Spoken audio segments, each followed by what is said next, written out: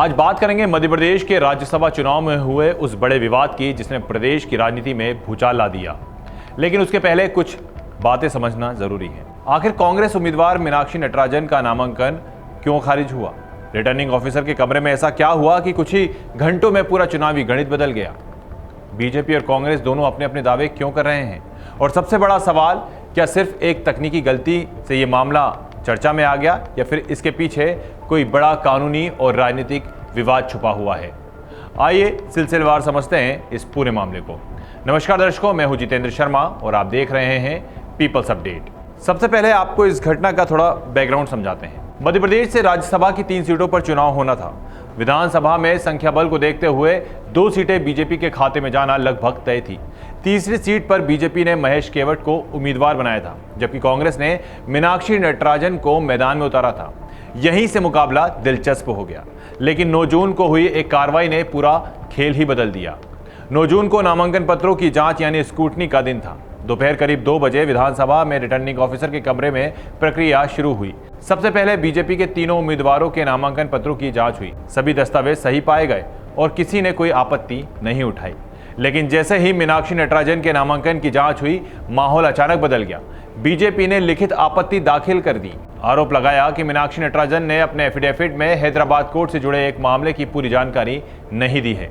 यहीं से विवाद शुरू हो गया। आपत्ति लगते ही विधानसभा में हलचल बढ़ गई। उस समय मीनाक्षी नटराजन के साथ कांग्रेस नेता जेपी धनोपिया मौजूद थे। बता दें कि जानकारी मिलते ही वरिष्ठ कांग्रेस नेताओं का विधानसभा में आना भी शुरू हो गया। इसके बाद दोनों पक्षों के बीच बहस शुरू हो गई। करीब आधे घंटे तक बीजेपी और कांग्रेस ने अपनी अपनी दलीलें रखी। शुरुआत में रिटर्निंग ऑफिसर ने फैसला अगले दिन देने की बात कही, लेकिन बीजेपी नेताओं ने उसी दिन फैसला सुनाने की मांग की।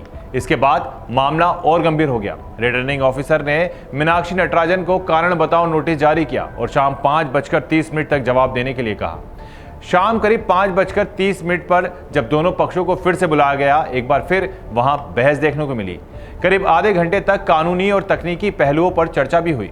फिर शाम 6:30 पर एक बड़ा फैसला आया।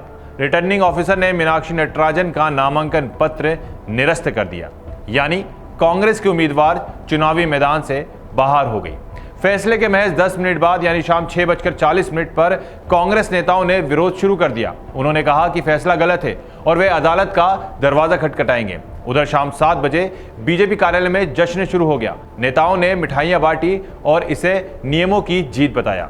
शाम करीब 7:50 पर कांग्रेस ने एक प्रेस कॉन्फ्रेंस की। कांग्रेस पार्टी ने घोषणा की कि चुनाव आयोग के खिलाफ आंदोलन किया जाएगा और विधायक भूख हड़ताल पर बैठेंगे। इसके बाद रात 8 बजे दिल्ली में कांग्रेस का प्रतिनिधिमंडल चुनाव आयोग पहुंचा। कांग्रेस नेताओं ने आयोग से हस्तक्षेप की मांग की। करीब 9 बजे भोपाल में भी कांग्रेस नेता चुनाव आयोग कार्यालय के बाहर धरने पर बैठ गए। अब सवाल यह है कि आखिर नामांकन खारिज करने का आधार क्या था? बीजेपी का आरोप है कि हैदराबाद की एक अदालत में लंबित मामले की जानकारी उम्मीदवार ने छिपाई थी। इसी वजह से नामांकन निरस्त किया गया। लेकिन कांग्रेस की कहानी बिल्कुल अलग है। कांग्रेस का कहना है कि मीनाक्षी नटराजन के खिलाफ कोई आपराधिक मामला चल ही नहीं रहा था। उन्हें सिर्फ अदालत से एक नोटिस मिला था, यानी कोर्ट ने केवल यह पूछा था क्या मामले में आगे की सुनवाई शुरू की जाए या नहीं। कांग्रेस सांसद और वरिष्ठ वकील अभिषेक मनु सिंघवी का कहना है कि किसी भी आपराधिक मामले में सबसे पहले मजिस्ट्रेट यह तय करते हैं कि मामले पर संज्ञान लेना है या नहीं। जब तक अदालत संज्ञान नहीं लेती तब तक उसे औपचारिक आपराधिक मामला नहीं माना जाता। सिंघवी का दावा है कि इस मामले में अभी संज्ञान भी नहीं लिया गया था, न जांच पूरी हुई थी, न चार्जशीट दाखिल हुई थी और न ही आरोप तय हुए थे। उन्होंने कहा कि चुनाव आयोग के नियमों के अनुसार उम्मीदवार को केवल उन्हीं मामलों की जानकारी देनी होती है जिनमें अदालत आरोप तय कर चुकी हो और जिनमें 2 साल या उससे ज्यादा की सजा का प्रावधान हो। कांग्रेस का आरोप है कि रिटर्निंग ऑफिसर ने नियमों की गलत व्याख्या की है। वहीं बीजेपी का कहना है कि जरूरी जानकारी छिपाई गई थी, इसलिए कार्रवाई पूरी उचित है। हालांकि ये विवाद यही नहीं रुका। इसके बाद कांग्रेस के नेता दिल्ली दरबार पहुंचे। दिल्ली दरबार में पहुंचने के बाद एक बैठक हुई जिसमें तय किया गया कि चुनाव आयोग जाया जाएगा और इस फैसले पर सुनवाई के लिए अर्जी दी जाएगी।